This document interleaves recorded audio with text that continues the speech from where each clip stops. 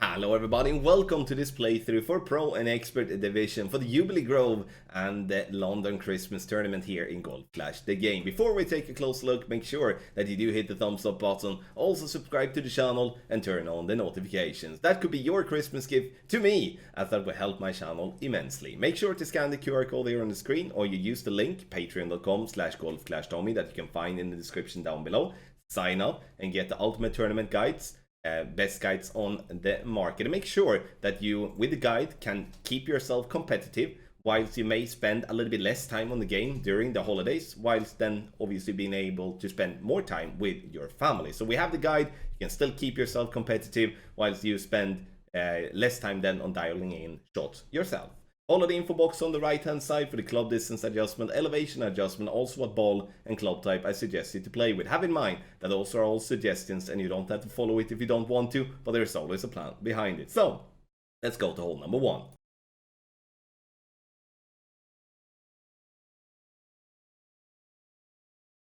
For hole number 1 of the Jubille Grove, we are going to go for green. This is an extremely short par 4 in my opinion, and it's honestly, it looks truly to me that here we can with a favorable wind just ping this ball down towards the green and actually go for an hole-in-one. Here I'm playing a little bit safer to try to avoid the bunker on the right. I'm using 6 topspin and 3 left spin, maximum distance with a 20% over adjustment, and playing with a standard power 3 ball such as a Kingmaker. You will notice here now that the speed that I come in with is okay. The direction is not that okay, which is obviously from a tournament perspective something we need to tweak and have a bit more aggressive line in my opinion. So we're getting down there, we're getting to green without having to overpower and then have a simple putt. So in the end here from the second tee, if you're not making an eagle here, regardless if it is a headwind, crosswind or a tailwind, you will be one shot behind your opponents.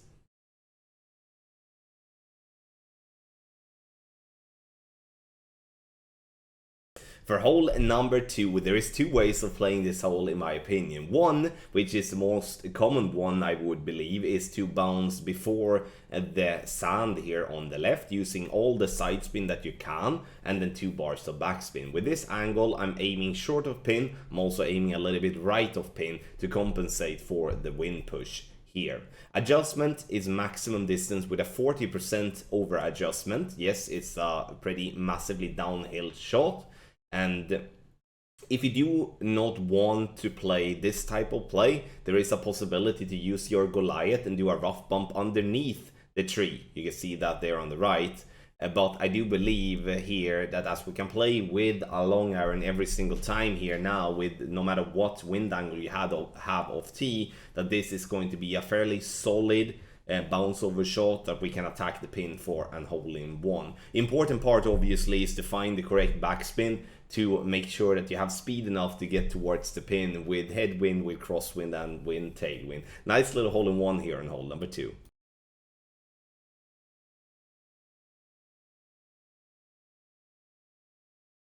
The difficult part with hole number 3 is not to have enough distance on your equipment, is to actually get the ball to a place where the trees on the right are not in play.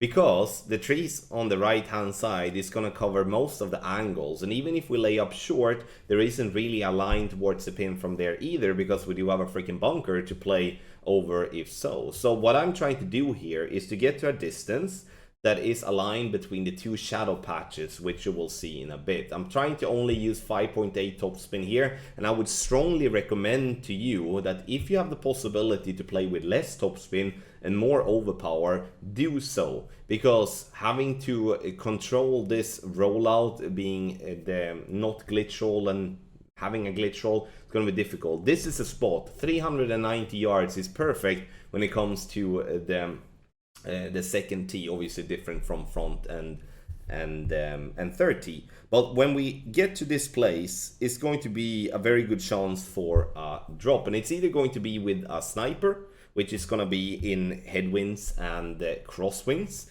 and if we do have a tailwind, we are going to play with a long iron. Here we're very close to min line, so I'm playing this one rings from min situation. I'm using 2 right spin and also a little bit of backspin, which is 4 bars. Ball guideline in the end should be going to the hole, especially when crosswind, headwind, it needs to go plenty past the hole, and if it is a tailwind, it needs to go short of the hole.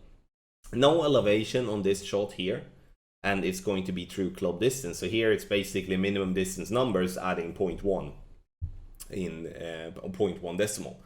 With a long iron, depending on obviously what type of club range you're in, it might be max, it might be mid, it might be min, and it might be so that you have to add a little bit to the elevation as well if the wind is strong, and you and when you do have a strong wind, obviously the ball will be affected a bit more.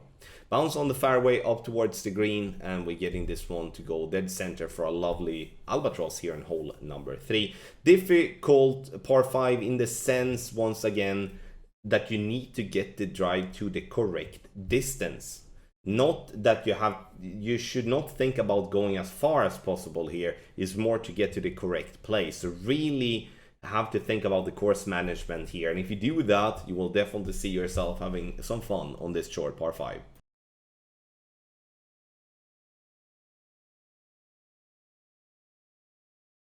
Hole number 4 is but this is the toughest par 3 that we have, but I do believe an NMT here is definitely something that we should explore when it comes to the tournament. You can see that I'm using 1.5 left spin, a little bit of top spin, and adjustment is going to be medium distance with a 20% over adjustment. What is not shown here, which is something I would like to dig into here with you all that are watching, is that this green has a couple of funnely spots, especially coming from the left, pushing to the right. So it's very easy to miss just right of pin, and I do believe that just finding the correct spins, you will be able to find the groove or the funnel on the green, and you can then easily find yourself locking in plenty of hole-in-ones without even have to think about wind angles. You can see here it's downhill all the way and we're missing just right. Just need to go a bit more left spin here to catch that groove.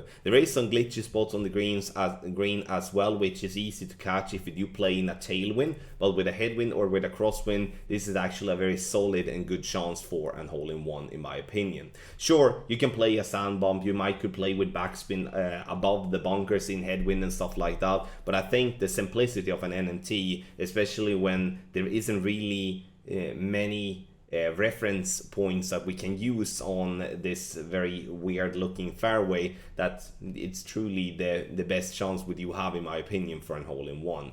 Medium distance plus 20 was what I did adjust here, and again, you know, find the correct spins and you can find the funnel in a nice way.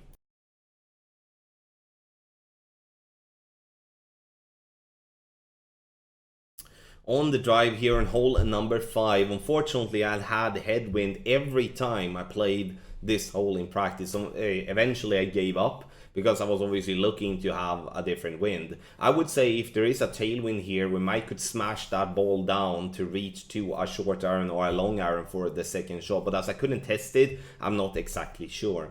With headwind here, I'm using 5.8 top spin, I'm using 2 right spin, adjust max plus 10, and then 0.8 ball of right curl. I'm also using overpower here to push the ball a little bit longer up the fairway. If doing this type of play, you're always going to find yourself with a sniper towards the second shot, even if you do have headwind, which is a good thing. But once again, if we do have a tailwind, we might could smash that ball further down and have a much more simpler time attacking the pin for an albatross.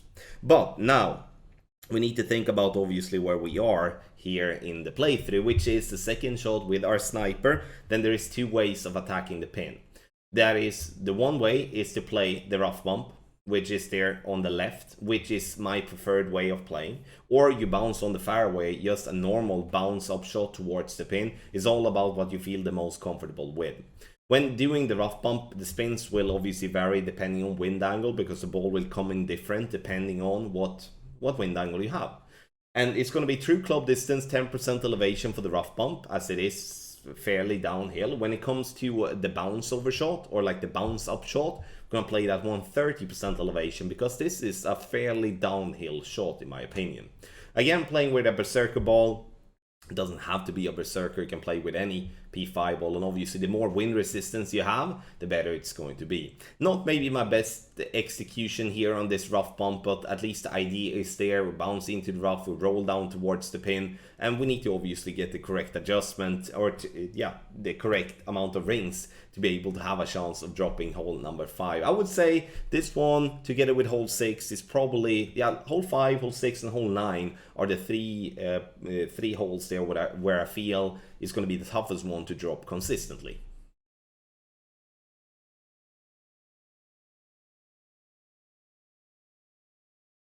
I don't really understand the game maker's point with making hole 6 a par 4 the longest hole on the course, because what it becomes is that becomes fairly boring, especially if we do have headwind. Now I'm playing with 1 left spin and 5.8 top spin. The goal here is to get as close to the rough line there at the top, because the closer we are, the better it's going to be for the second shot. My intention is 2 ways on the second shot. It's either to go for an aggressive rough bump or to go for a conservative bounce over. And obviously, you know, when I'm talking about myself, I'm obviously looking to go with the more aggressive rough bump as per default, because I feel that's going to be the best chance for a drop here from distance. But you're gonna see most of your opponents here having a birdie, but also some pars as well, because if we do have a headwind here, it's going to be difficult to get the drive where we want, which means that the second shot is then going to be difficult, and then obviously that's going to be in the end super difficult all the way around, and it's going to be cause for mistakes. Second shot, play with the wood club that gives you the most power. Here it's true distance with a 10% elevation. It's going to be somewhere between medium and max club. I'm using all the right spin that I can to try to be centered into the rough, which means that especially in crosswind situations, I have a great left and a great right to be proved to work. Here I'm aiming for the very, very last blade of grass on that rough bump. This because I do have headwind and the ball guideline will be compressed. When we play with this rough bump, we're playing 10% elevation. If we're going to play the bounce over, which we do before the rough and the sand, then we're playing that 125% elevation instead. You can see it is plenty of downhill adjustment here, and therefore it is important to have in mind that if we're playing a bounce over, we do have the second bounce wind effect that we need to think about more than what we have to think about when it comes to the rough bump, therefore the elevation differences. So the rough bump, in my opinion, the best chance for a drop, but the bounce over is not bad, but I would say that this is going to be, it's going to be plenty of birdies here. Those of you that are making an eagle here in the tournament, it's going to have a major advantage over the others.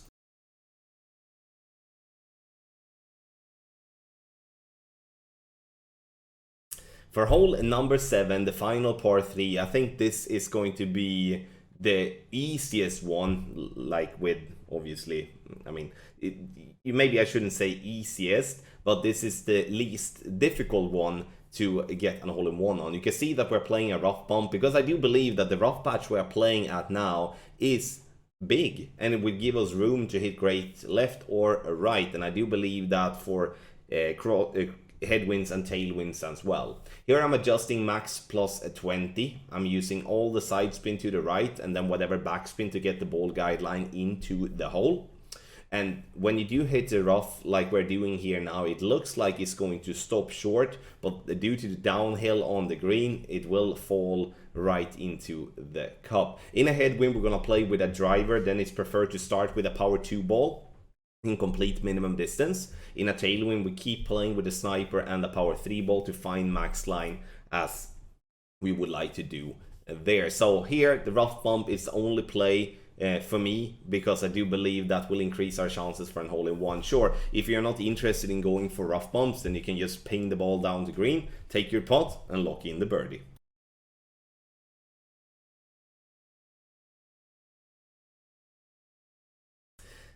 If we do have a crosswind or a tailwind, this is going to be like hole 1. We're going to actually be able to ping this ball fairly easy towards the green. There is two ways of doing that though. One is that you obviously start with using all the topspin that you can. This is for a big boy club, or if you have the possibility to play with a topspin boost ball. Using all the topspin and all the left spin that I can. And as I do have headwind here, my intention is to actually clip the rough way left, and to clip that rough, roll out, have an open shot with my endbringer. But if I would be having a crosswind or a tailwind, what I would do is to try to do a double bounce underneath the tree that is just aligned with a pin.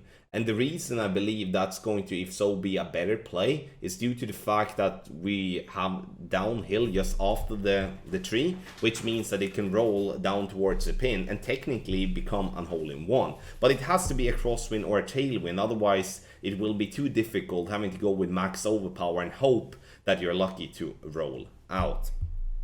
If you end up with a wedge, which is very possible, then it's obviously better to be left of the tree instead of just before the tree. Because if you're not rolling through the rough trying to play that route, I mean, then it's game over getting the eagle, because you're gonna have to just play yourself to the side and try to avoid the trees. Now, you're playing it no spin with 20% elevation and with the power ball that you're using, or you play it minus a 35% elevation P4 numbers if you're playing with the max topspin method. And that's the max topspin method is only for Endbringer 7 and Endbringer 8. So with option number 1 on hole number 8, we go aggressive, and I wanted to show you that approach. If you do feel that the conservative side of things is more towards you, then obviously pay close attention to option number 2 that comes right now.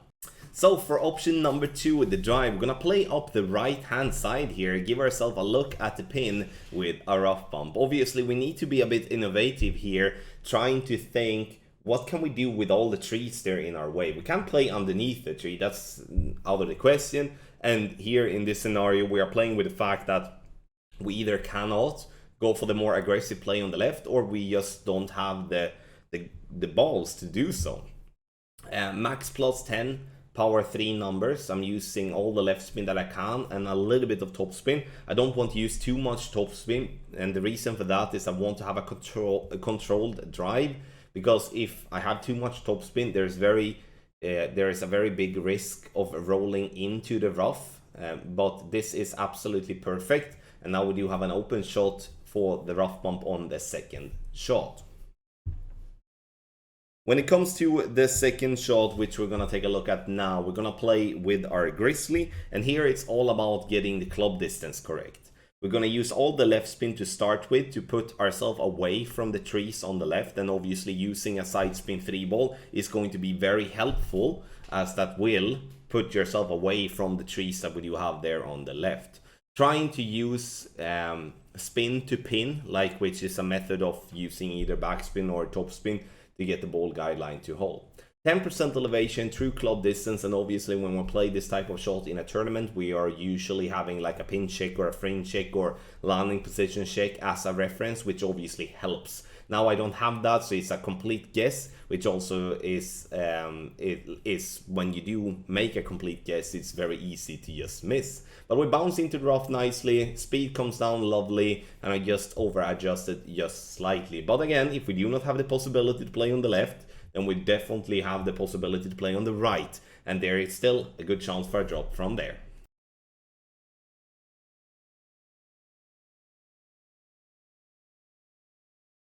So for hole number 9, here unfortunately I got headwind many times in practice as well, and eventually I just had to go for it. I want to play with a ball that do have wind resistance 3 or better. I'm playing the drive plus 15% elevation, and obviously when we are at max club, we're playing at max distance numbers. 5.8 top spin, 3 left spin. If you have more top spin, use that, because that will minimize the amount of overpower you have to play.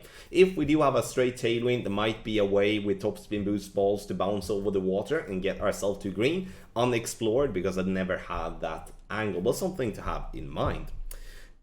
Second shot with our sniper is going to be a good chance. It's going to be a long distance shot, and those type of shots are always going to be difficult to drop consistently. There is a rough bump possibility there as well, but you need a lot of topspin and you have to play very close to the rough line, so it's not really something that I prefer here at the start, but I do feel that the bounce up shot here is most definitely going to be a good chance for us. True club distance, 5% elevation. This is a total guess that I'm doing here in the video. Obviously, in a tournament situation, I'm using either a landing position shake, frame shake, bunker shake, you know, pin shake, whatever, to get ourselves a much better reference on the approach. A perfect ball it is. The ball comes in with a lovely speed, but unfortunately just a little bit to the right here. But again, I do believe that hole 9 is a solid chance for an albatross, and I would say that I'm very keen to see if we do have a tailwind, if we can smash a special ball down towards the green area for a simple alba. Thank you so much everybody for watching this playthrough for Pro and Expert Division with various wind for the Jubille Grove and the London Christmas Tournament. Make sure to scan the QR code here on the screen, or you go to patreon.com/golfclashtom and sign up for the ultimate tournament guide. That will allow you to still produce a good round for your clan or for yourself in this tournament, whilst you can spend more time with your family celebrating Christmas Eve and Christmas Day, or whatever way you're celebrating Christmas. Thank you so much for watching once again, and good luck in your Golf Clash game, and Merry Christmas.